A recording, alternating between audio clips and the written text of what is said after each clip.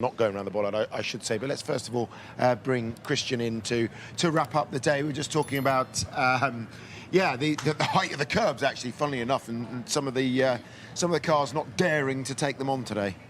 Yeah, they're pretty aggressive around here, and I think some cars ride the curves very well. I think the Ferrari in particular. I don't know what you saw out there, Martin. Yeah, right. It's the only car that really does take the curbs. And it did it, the last time we were here, actually. So it seems inherent in the way people, design their cars. I think we're somewhere in the middle, to be honest with you. But, it is about having that confidence to be able to attack the curbs around here.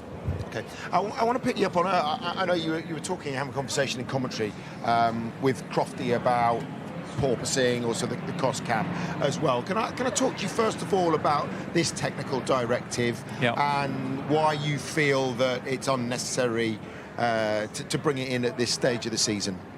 I think, look, the FIA, you can understand safety being their main concern, but to drop a technical directive like that just as we're coming into a weekend without any consultation, it just feels the wrong way to be going about things. I think there needs to be proper consultation, with the experts, and a solution can be found. But it's a very dangerous thing to be giving the FIA basically the right to set your rear ride height and your setup going into a race. What happens if the wind changes in the race? What happens if the porpoising gets worse for whatever reason? Based on the baseline that they give. So it's the metrics with how could they measure it. To apply this regulation, I think that's what needs to be discussed. I think the intent is all well and good, but it's not been introduced in the right way. It was a 4-page essay, and I read it and I thought, that's not going to happen. That's impossible in the middle of a Grand Prix weekend. But have you got 10 mil of rear ride height? Extra if you wanted to. Some cars are going to run out of suspension movement to do that with. Yeah, exactly. I mean, there's so many things they could do that would just be either stick a bigger plank on it, for example, and that would get the cars off the ground. But trying to mitigate or judge between one car and another, maybe we'll benefit from it, maybe we won't. I've got no idea, but it just seems a very complicated way to go about solving an issue, and I think it's not an issue that affects all of the teams. I think the inference should be on the teams to get it sorted. There's a set of regulations that are consistent for everybody there. Yeah, and I think David was trying to draw comparisons between, you guys maybe wanting to make changes because of, I suppose, inflationary pressures and the price of fuel, etc., for the cost cap. Yeah. And how is that any different from, for example, some teams might want it, some teams might not. The way you design your car is within your control. That is something that you, together with your group of designers, that you create. You're in control of your own destiny.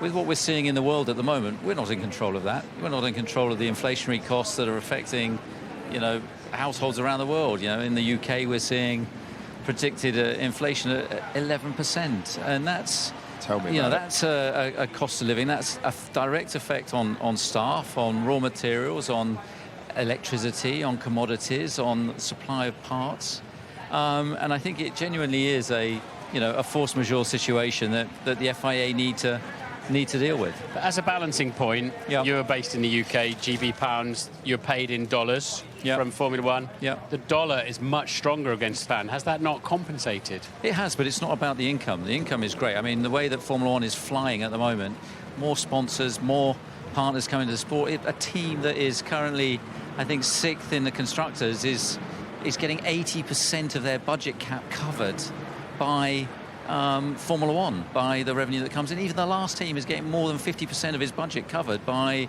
revenues coming into the sport. And that's only getting better. So I don't think it's about the revenues coming in. It's about this one-off effect of inflation, that has a one-on-one effect on people. And, I think the top teams would have to get rid of circa probably 200-300 people for next year each to get anywhere near addressing it. And, is that right? But the cost cap, you are supremely competitive people. That's why you do the job that you do. Isn't the cost cap to protect you from yourselves here? Otherwise, because if the cost cap was 500 million, you'd want 520.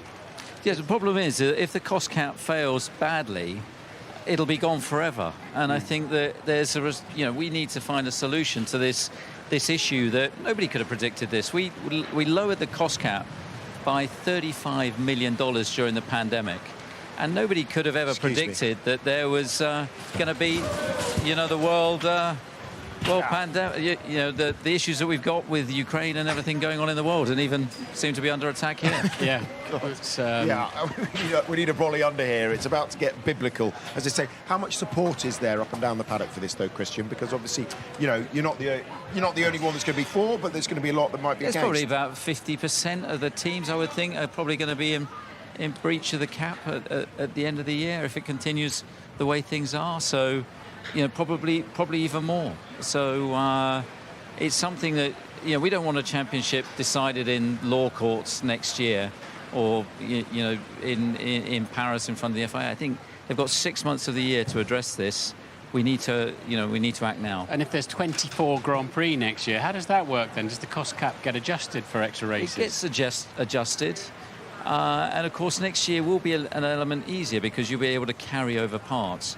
What we've had this year is a completely new car that every single component of it is different. It's new, and every single price of those components is going up every week because of the supply chain and the costs of inflation that are coming through. Okay, it's obviously a coming issue, and I'm sure there'll be much more on this over the course of the coming weeks. Thanks very much. Appreciate it, Christian. We'll let you get some shelter from the storm.